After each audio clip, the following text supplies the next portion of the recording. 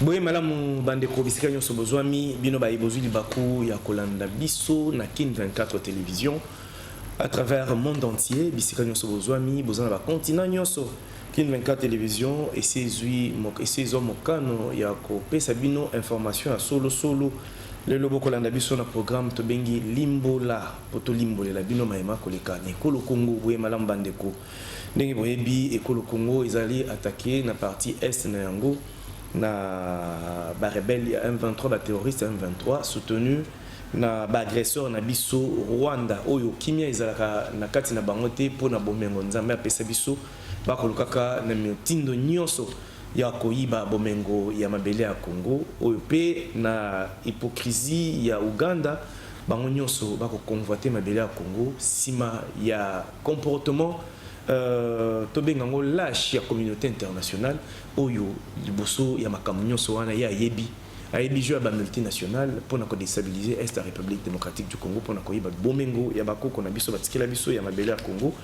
toko pesa longonya pe appui na soutien na biso nyonso na mapinga ya RDC oyo tobengi FARDC oyo bako bunda pour ko défendre intégrité territoriale ou izali mission régalienne na bango besoin de soutien ya peuple mobimba nzambe akozala na biso parce que cause na biso eza juste poto longa pe to kolonga pe to zolonga courage pe force nyonso ezala na FRDC ne boyebi bandeko toyambi pona bino mwana mboka Oscar Mwamba azali président ya Ligue des jeunes ya lingomba politique to bengi autre vision du Congo na beaucoup c'est AVC oui kama ibongo na mwana mboka Didier Boudimbu oyo aza autorité morale pe actuel ministre à hydrocarbures ndeko Oscar président Oscar boye malamu na lingola.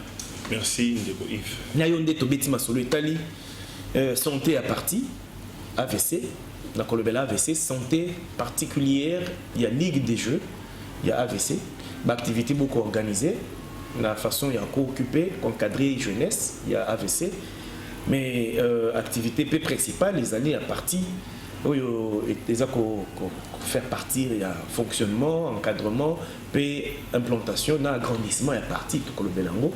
Donc ceux qui sont dans l'actualité que le Congo, insécurité dans l'Est de la République, puis ma ponomie, où ils allaient en prélude pendant 2023. Il y a un mot de Belango. Nakobanda motuna yambo mwana mboka Oscar boni santé ya AVC santé politique ya AVC santé politique ya AVC na bandi na kopesa na balandi na biso nyonso mbote bisika bazwami nzamba pambola bino na ngape ya kopambola ngai apambola pe amen yo za molandi te yo déjà tozana yo donc pambola za nango AVC santé za malamu dans l'ensemble AVC za malamu secrétaire général na biso maître Magloire Kasongo auti na mission na Kisangani na Chopo akendaki toujours na cadre de dynamiser parti kuna parti zo kambama pe na lolenge et lomobani c'est-à-dire que santé à AVC dans l'ensemble et za malamu pona kozonga na Ligue des jeunes oyo nazana pouvoir ya kokamba yango pe za malamu toza sur terrain na cadre du programme ya Ligue des jeunes la minute toza en pleine campagne d'adhésion populaire. Ah d'accord, vous lancez qui campagne d'adhésion populaire oui. Depuis quand et comment vous allez observer yango na terrain? Est-ce que l'adhésion est massive, bilingue va s'intéresser quoi adhérer na AVC, to constat est ali libre c'est vérité limbo et la biso peut comprendre.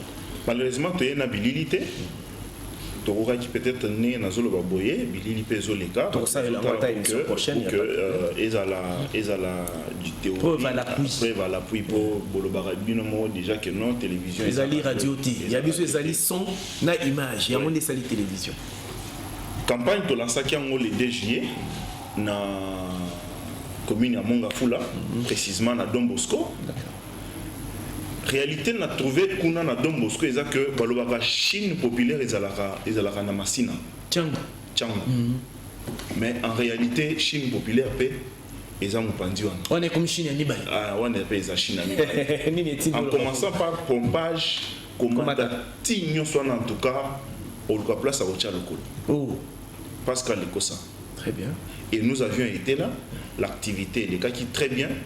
Nous avions été entourés par plus de 500 personnes qui ont répondu d'emblée à la première invitation. Et la fête était totale. Plusieurs ont adhéré. Bah, fiche d'adhésion et puis on était obligé à faire ça la recours. Bah, il a mis la fiche rapidement pour que tout le monde adhérer à la partie. Donc la mission était totale. Très bien. Mission qui est une réussite, bien sûr.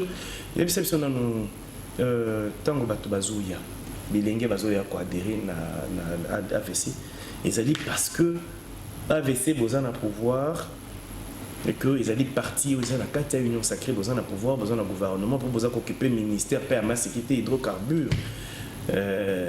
Yango bazakoya to besoin un discours moko particulier pour beaucoup pesa na ba jeune ba potentiel adhérent na ligue de jeunes ya AVC. Bon oui biso na AVC ce n'est pas parce que tous en pouvoir. L'AVC est notamment dans le cadre de l'opposition, de fonctionner dans l'opposition. Aujourd'hui, tous en pouvoir, c'est-à-dire que nous ne tenons pas les discours parce que tous en pouvoir. Tous bandai faut tenir discours, tous qui dans l'opposition. Aujourd'hui, tous en pouvoir, et les exemples sont les gens, parce que notre autorité morale, qui est le chef du parti, est un exemple à suivre. Ni parti seulement de son témoignage, de son savoir-faire, de sa manière de travailler, qui est un vrai warrior, d'office, nous avions un discours à tenir. Mais au-delà de ça, en tant que parti politique, nous avions un projet de société auquel nous présentons au peuple, qui est même défini dans notre dénomination, qui est autre vision du Congo. L'olenge ya komona Congo na ndenge mususu. C'est ça le discours que nous apportons. Et les gens trouvent que notre discours est alléchant, nous pouvons ensemble marcher. C'est comme ça que nous disons ensemble nous pouvons. Et les gens adhèrent facilement à cette vision. Et ils viennent pour que nous puissions marcher ensemble. Et dans ça, nous montrons que chaque Congolais a une part de responsabilité dans la reconstruction de cette nation. Nous l'avons hérité hier, détruit, déchiqueté en lambeaux. Mais comment est-ce que nous pouvons le reconstruire? Moi, il faut reconstruire en haut n'engeni. Il faut reconstruire en haut na prise de conscience dans le chef de chaque Congolais. Congolais n'ont azala na conscience que non. En tout cas, ceux qui n'ont pas qui ta papier boyenacé, j'ai détruit l'environnement congolais. Et ça, c'est la mission que nous, quand il y a autre vision du Congo, nous avions. Et nous sommes en train d'encadrer les jeunes sous cet angle-là. Très bien. C'est pour ça que plusieurs adhèrent. Encadrement des jeunes, adhésion populaire à des jeunes, pour la AVC. Et puis, c'est une campagne en Bobani en côté à Mongafula. Prochaine étape, est Wapi. Tobani na Mongafula, toujours évolué d'abord dans le district, il y a Lukunga. Tobani na Don Bosco. Don Bosco, on nous réclame encore. Ah, il faut besoin de ils sont très vastes. Hein? Ils sont très vastes. J'ai appris qu'il y a un quartier qu'on appelle Wenge Kuna, tout ça ainsi de suite. Il y a beaucoup de quartiers là-bas. Ils ont réclamé, mais surtout ça là, tous les quartiers, il y a côté, on a c'est-à-dire après pompage. Tokende, Kimboala, Kinsuka, tous ces coins-là. Parce que ceux qui sont venus, Bazaka Kabato Don Bosco. Bato Don Bosco. Bato Nini, il y a Kuna, comment on appelle encore Namboudi, nous attendent. Quartier Moussoussou, Kimwala nous attendent. Alors ils ont entendu que l'AVC est Yaki, AVC Bazongi, mais tu dis non. Tout ça qui déjà dans le calendrier bien étalé. C'est dimanche. Tous en Kanluka pour mener la même activité. Donc, tous se construire d'abord il y a Lukunga, c'est aussi si Lukunga n'est total district Moussous. Donc, vous avez des districts par district. On comprend mieux. Par différents quartiers dans le district et puis vous évoluez district Moussous. Oui. Ah, d'accord. Mais dans le cadre, il y a une activité à partir. bon na moni bo type accent na participation na activité moko sportive ezali particularité to ezali na cadre kaka ya pour approcher ba jeune encadrer bango nde bo se lancer pe na ba activité on a. Oui, toujours dans le cadre d'encadrement des jeunes, l'AVC a pris l'initiative au travers la Ligue des jeunes. Comme tous les côtés dans les vacances, il faut encadrer les jeunes. L'encadrement des jeunes, pendant cette période il y a vacances, nous commençons d'abord par un tournoi sportif. Tous lancé ce samedi, tous lancé tournoi au niveau de Tchangou, dans le terrain Sainte-Thérèse. Sous le haut patronage, il y a autorité morale Nabiso, na secrétaire général honoraire maître Boba, na Njili Sainte-Thérèse. Donc, tout ce bien déjà, bah jeune nyonso ya Tchang, bah ya na Sainte-Thérèse, na terrain Sainte-Thérèse, to relancer bah activité, il y a tournoi wana, bah au bazar bah équipe oh ils a aligné té, bah la calme Tchang ils a tellement vaste. Bah ya pour s'inscrire base à la terrain jour wana parce que toko yeba neni toko ko programmer bango. Mais justement parce que toujours le makamba tournoi au bozo lancer ezali ko les kandenge ni to boza ko prévoir les kandenge ni. Ben équipe va concerner va se faire enregistrer wapi va contacter nani et organisation. Non, nous lançons cette activité, il y a déjà des équipes aussi enregistrées, tout en ligne, déjà comment la compétition va se dérouler. La compétition fera 2 semaines. C'est-à-dire après les 2 semaines, ceux qui viendront encore, nous pouvons encore le programmer pour tout lancer activité. Nous ne pouvons pas laisser nos jeunes pendant cette période de vacances car en est-ce que l'activité tournoi bah, gagnant le premier par exemple le deuxième vous allez prévoir nini il y aura non, il y a une enveloppe d'encouragement pour ça pour la meilleure gagnant. Ah, d'accord. À part ça, Ligue des jeunes, ils allaient fonctionner. Oui, la Ligue des jeunes au niveau à Kinshasa fonctionne par son président provincial. Il y a 4 coordonnateurs sur les 4 districts de Kinshasa qui travaillent arrache-pied pour fédérer tous les jeunes de la ville de Kinshasa tout autour des idéaux de l'autre vision du Congo que prône notre autorité morale, maître Didier Boudimbu. Sous la coordination, il y a CG Maître Magloire, Kassongo. La Ligue des jeunes n'est pas seulement la Ligue des jeunes de Kinshasa.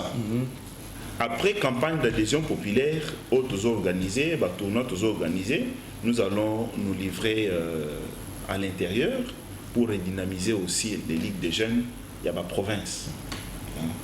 Donc par là, d'emblée, j'ai dit à tous les présidents provinciaux, préparez-vous déjà parce que la Ligue des jeunes sera avec vous. Donc après Awa, vous avez tourné la Ligue des jeunes, pour la tournée provinciale pour la Ligue des jeunes. Oui. D'accord, mais tout le Bénin nous tourné en fait, quand on a Bozindo a tourné au secrétaire général à Auto Salaté, mais tout le Bénin nous implantation il y a partie dans la province. Parce que est-ce que AVC ils allaient minimi kaka na Kinshasa, Congo central, Tocho Kakisangani, Tokaki ndeko secrétaire national en charge de l'organisation de implantation à Kindeki, espace Grand Katanga. Donc, tout le Katanga, quelques provinces, donc à peu près 5 sur 26. Est-ce que vous que je pense que cette question peut être ceux qui ont anticipé sur le travail ou la cartographie à AVC. Justement, il y a moins des intéressés. Sur la cartographie à AVC, nous pouvons en revenir. D'accord. Mais l'AVC est dans toutes les provinces de la République. Dans toutes les provinces de la République. Peut-être que dans le district, dans la province, mais sur l'ensemble de la République, sur les 26 provinces, nous sommes valablement représentés.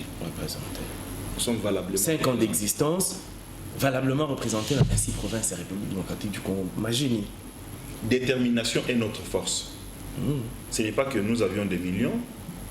Nous avions dit ici que les gens fédèrent la vision haute il y a au monde à Congo le lengue mususu. Et quiconque entend AVC Zani.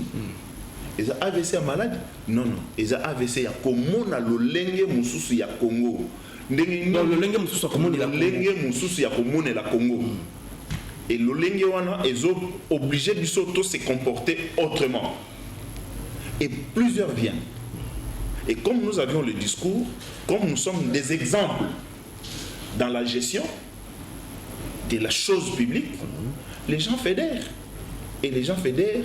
Ça nous a donné l'opportunité de s'implanter partout, sur toute l'étendue de la République. Voilà, l'actualité école Congo, ils ont exigé du Sotokota, obligé du Sotokota. Et comme vous avez dit, sécurité à l'Est de la République, il y a Kolobezana, le moins mingi, pour qui m'a ils ont dit pensa. Tu as dit que mes collègues, tous les cas, moi, je suis Félix Antoine Seketi Lomo, la voisine est Paul Kagame, Bakotana qui sous médiation, la facilitation et le président Joao Lorenzo Angola. Mais quand moi, je suis ici, la commission mixte continue au salam sur le terrain. Mais le décret qui parmi la résolution, oui, les Camerounais ont cessé le feu. Mando qui est bêta. Mais quand on balongo bisika bazalaki bitumezon ngeli na fo. Ah tokolo bitumezali. Armée loyaliste na M23 bakondongwana nini tout ça là pour pensa kimia ezonga na est de la République démocratique du Congo. Ndeko Yves Kankonde na osenga ba congolais nyonso bataille la mokonzi mboka. OK. Basa la confiance na mokonzi mboka. Basambela pe pona mokonzi mboka. Po ete nzambe o akeli biso apesa ye bwanya apesa ye mayele lolenga apesa ki Salomon pona kokamba Congo pona ko luka lolenge nini akotia kimia na est. Papa Yves ndeko oyebi que depuis 1998 à part slogan Oyo Musée Alobara que la guerre rentrera d'où elle est venue. On n'a jamais vu Kagame, parce que Kagame était toujours président de la République na Rwanda. On n'a jamais vu Kagame être agité, pointé des doigts, tel que c'est fait aujourd'hui. Nana Tchaï Moussapi, c'est à moi Namboka, Félix Antoine Tshisekedi Tshilombo. Guerre Oyoeza M23, c'est guerre Oyoeza Rwanda. Baké Rwanda, Basololi, Basilisi, Kagame a ndimi que tout ça a cessé les faits. Non, Kagame n'a pas le droit à engager Bangote en tant que M23. Mais Kagame qui est président de la République, qui dirige le Rwanda plus de 20 ans aujourd'hui, comment peut-il aller au front à l'Ouganda, à Luanda, s'engager, signer un document sur le cessez-le-feu sur un groupe que lui n'a pas la maîtrise? Elingi Kolaksanini que le Rwanda abimi Libanda. Donc andimi que yende mutoazo soutenir M23 et en conséquence ngai na nimi tocha kimia. Tout ça la cessez-le-feu. En faisant le cessez-le-feu, na boyembi sabato nga nazo soutenir bochana se. Ça ce n'est qu'un maquillage au bango bazo sala. Il y a que non, voilà, c'est que tous ensemble. Mais patron M23, ils n'ont pas patron, il y a M23, c'est Kagame parce qu'il s'est engagé, il y a que non, c'est le fait et Goya. Et puis la guerre, nous allons la gagner. Mais c'est naturel et c'est normal. Tout le monde a gagné. D'accord. Il y a une mouvement de Félix Antoine Tshisekedi Tshilombo, le président de la République a sali. Comme attends kita bisika nyo sengeli ko lobela kimia pona Congo aki mais moi était que zingo ga ebeli résultat ezomona na pensa te.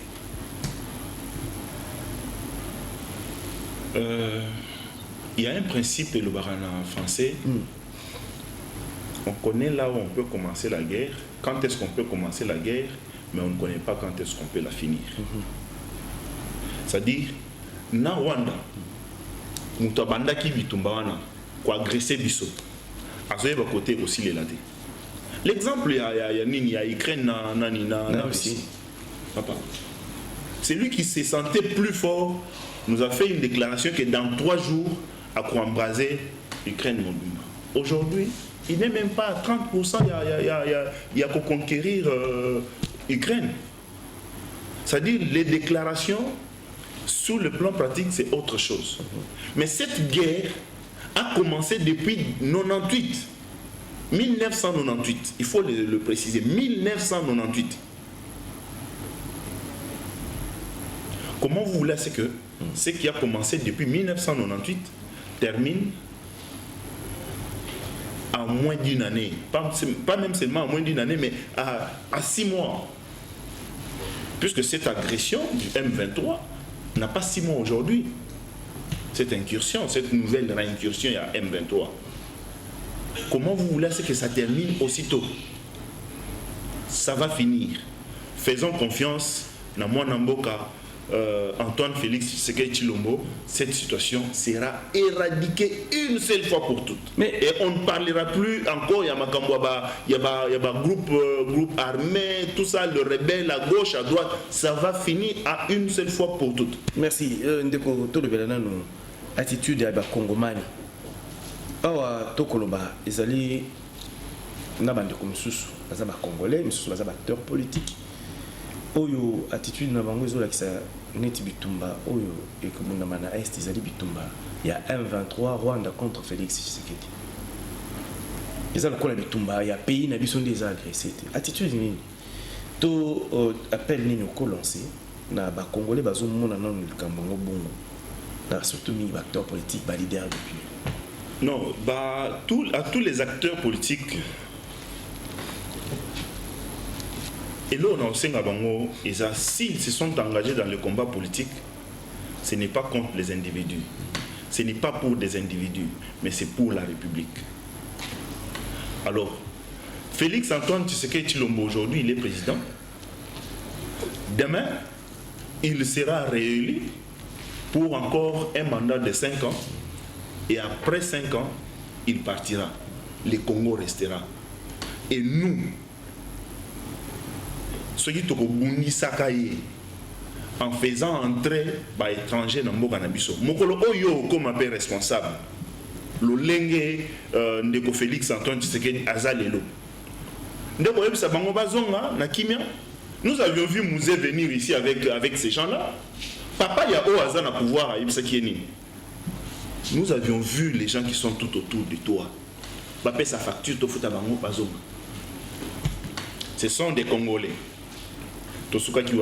Une année après, 2097, 2098, Bitumbe Bandi. Et c'est ça le nœud de tous les problèmes. Alors, les Congolais doivent apprendre à lire l'histoire. Si nous ne lisons pas l'histoire, l'histoire nous rattrapera toujours. Alors, restons unis pour la cause du Congo. Nous sommes agressés et nous devons rester unis comme un seul homme. Bisanga, pourquoi Mtomoko? Oui. Voilà, ndeko. Tokoyoka ekolobama mingi infiltration na kati ya armée na biso. FRDC baza infiltré, commandement FRDC za infiltré. Mais tout ce qui est infiltré, infiltration qu'on dénonce en gros. Mais pourquoi la réforme est au salématé? Pourquoi le changement est au salématé? De façon visible. Et moi, je pense que va changer un bon nombre de points différents de commandement, la zone de défense va changer. Au lieu de se limiter à dénoncer infiltration. Alors que Batongo, tout le monde a infiltré, parce qu'il y a un commandement et armée. Résultat, madame, bon, Ndeko Yves, ça c'est une question sécuritaire. Je crois que l'autorité qui est censée mener réforme a devant lui toutes ces réalités. Lui-même sait quand est-ce que je vais bouger, pourquoi je le maintiens et pourquoi je peux encore les utiliser dans le même front. Il n'y a que lui qui maîtrise. Mais parce que la question est posée, vous savez, Ndeko Yves, ceux qui ont Mouibi, dans un téléphone, na Simbisio. Oyi manga yango le sustain. Oh, bah, ceux qui ont un bon bien, on a c'est. Oya Koyiba. na simisa yango yo zaka muyibi OK simba yango oyibanga le sustain peut-être des politiques mokonzi mboka zo sala OK balobi bamonde baza ba infiltrer OK c'est bon restez là alors on va voir comment vous allez vous comporter na infiltration na bino et vous êtes sous la surveillance des gens qui sont tout autour de vous peut-être les politiques comme mokonzi mboka tient en place mais lui-même sait quand est-ce que a changer batunyo swana. Voilà. Mikolo, nous surtout l'appel des responsables d'abord comme dans l'armée, appel na recrutement à jeunes pour une formation militaire, va servir drapeau. AVC, est-ce que monsieur besoin de temps, il a lancé un message pour être bilingue. Non seulement il y a AVC, mais il y a Congo. Bakin de formation militaire ils à la bilingue mais ba les à la bilingue basi pour être mboka na biso l'équipe nene makasi to ko na mapinga nombre ya mapinga et belé kolika capable de sécuriser frontières nyonso ya République démocratique du Congo. Non, AVC a tika la ko sala ngona monté pourquoi parce que mais bon c'est la nini parce que azu mandat il y a ko sala appel au recrutement en AD. Je crois que FARDC est une institution où ils sont vraiment très organisée. Ils ont un canon utilisé pour lancer offre de recrutement. Mais ce que nous faisons à l'AVC, nous l'avions dit tantôt, nous prêchons l'amour de la patrie. À celui qui aime sa patrie et qui entend que je suis agressé, il est prêt à laisser tout ce qu'il faisait à côté armé pour aller défendre sa patrie. C'est ce que nous faisons. Et je crois que le bon nombre de ceux qui sont partis pour la ville de Kinshasa ont suivi Mbela Obiso, Nakati, il y a AVC Tozo lancé toujours, chaque jour, il y a l'amour de la patrie et c'est ce qui les a conduits, il y a Rokende, qu'on s'est présenté, place Bazo recruté Bango. Très bien.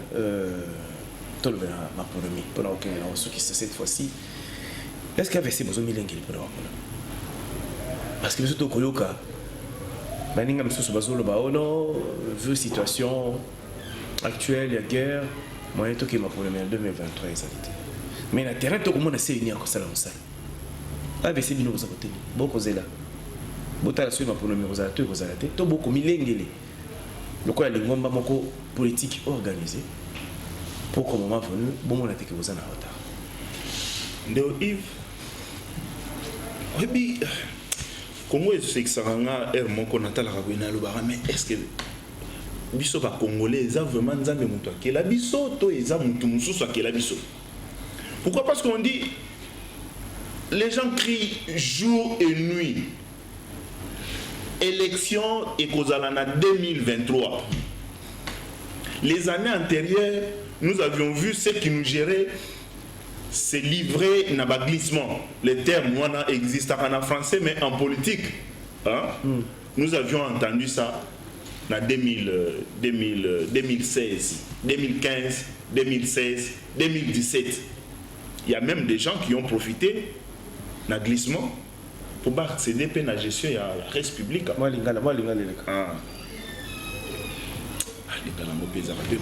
Mais non, c'est le banc qui tombe. Les autres qui m'ont alors, moi, Namboka Félix Antoine Tshisekedi Tshilombo, déjà en 2019, Abanda déjà préparé Seni pour l'élection. Maman Janine Mabunda a dû faire tout ce qu'elle voulait faire pour nous placer Batou. Nandenge naye, au ndeko Malonda Bimaki, to progresser. Les lots tous en ndeko Kadima à la tête Yasseni. C'est pour dire que le chemin est balisé vers les élections et en 2023, tous en élection, bah au bazar distrait. Mitali Bango. Pour nous, AVC, notre chargé à implantation. Oh, les cas, il n'a pas de plateau. Je crois que à la tableau Mobimba AVC, qui a autant qu'il Bumbashi, dans le cadre de la dynamisation,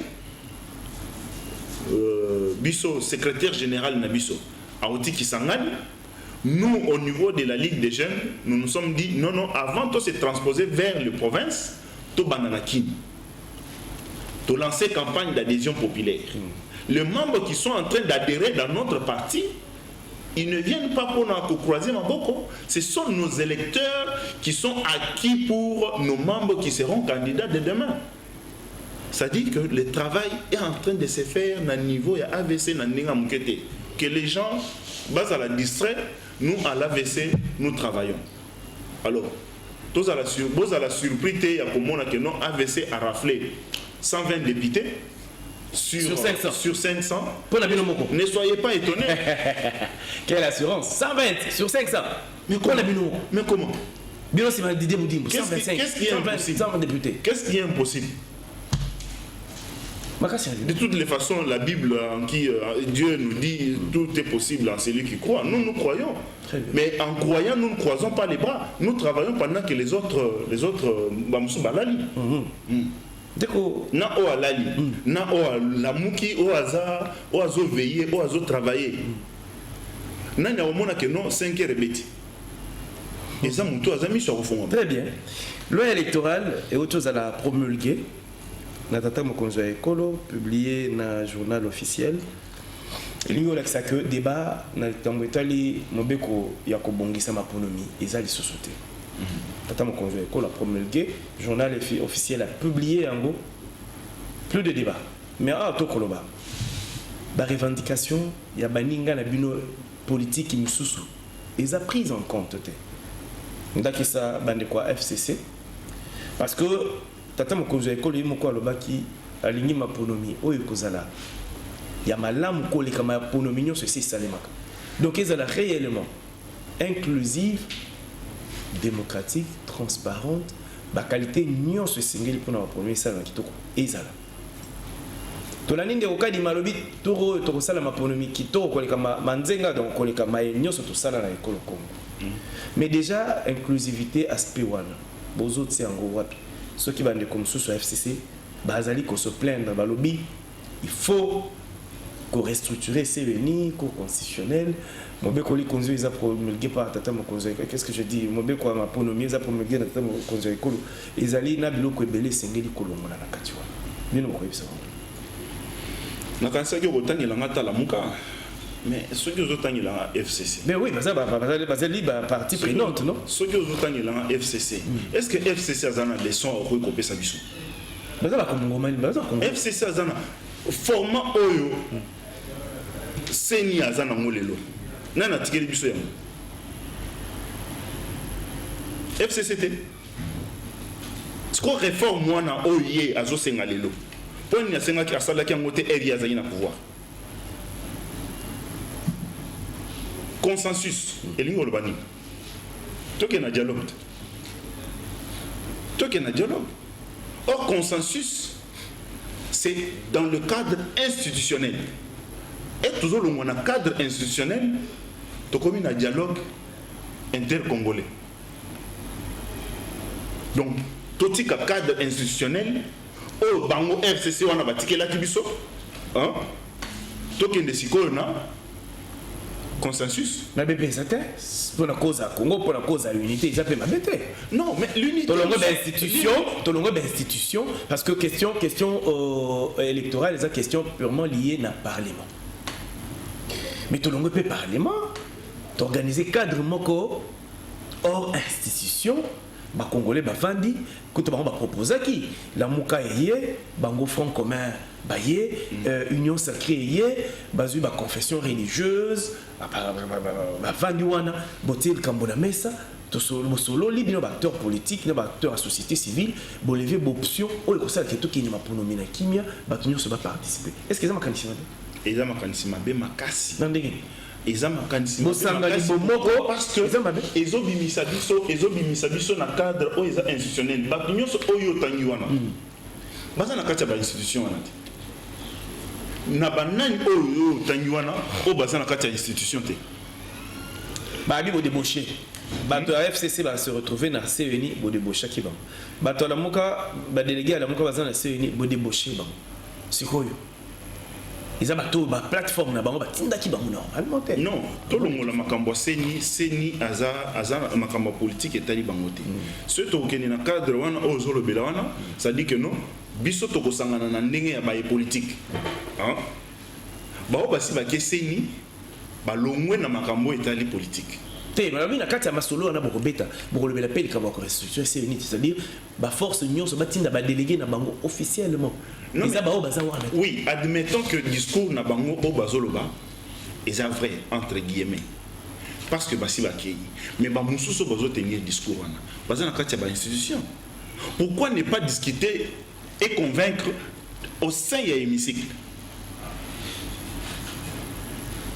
Du reste, c'est ça la démocratie qu'on veut. C'est ça la démocratie qu'on veut. C'est-à-dire, il y a... La démocratie, c'est quoi? C'est la dictature de la majorité. C'est ça la démocratie. La dictature de la majorité. La majorité a décidé, elle a décidé. Vous, vous êtes minoritaire. Préparez-vous pour que demain, vous à la majorité au sein de cette institution pour que vous imposez biso dictature, il y a démocratie. Mais au lieu de travailler pour convaincre les gens, voilà, ils sont en train de préparer les contestations. Ça, c'est une préparation psychologique de la population à la contestation. Donc, on supposait que ma pronomie 2023, FCC, à l'objet, le col a désidérateur, n'a pas pris en compte de participer. Est-ce que ma pronomie est ça, ma ponami et pour ça les majeurs toujours dit tous à la nalolene à Polanda histoire démontre que en 2006 en 2006 Kondo Etienne Tshisekedi n'avait pas participé. Est-ce que c'est au point où le pays s'est arrêté? Non, le pays a continué. Kabila a gagné les élections, il a continué, il a géré. En 2011 même. En 2018, Tshisekedi Félix a gagné les élections, il gère.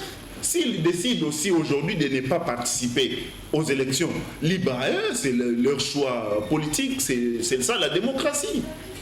C'est ça la démocratie. Et pour ça, la première fois inclusive, bon, franchement, Congolais va participer. C'est pas pour voir que là, on va linguer pour ça. Invalidaka Félix Tshisekedi, le président de la République, mandat na 2000. Le Parlement. Et on a des problèmes président de l'Assemblée nationale. Pourquoi? Parce que azalaki kosiéger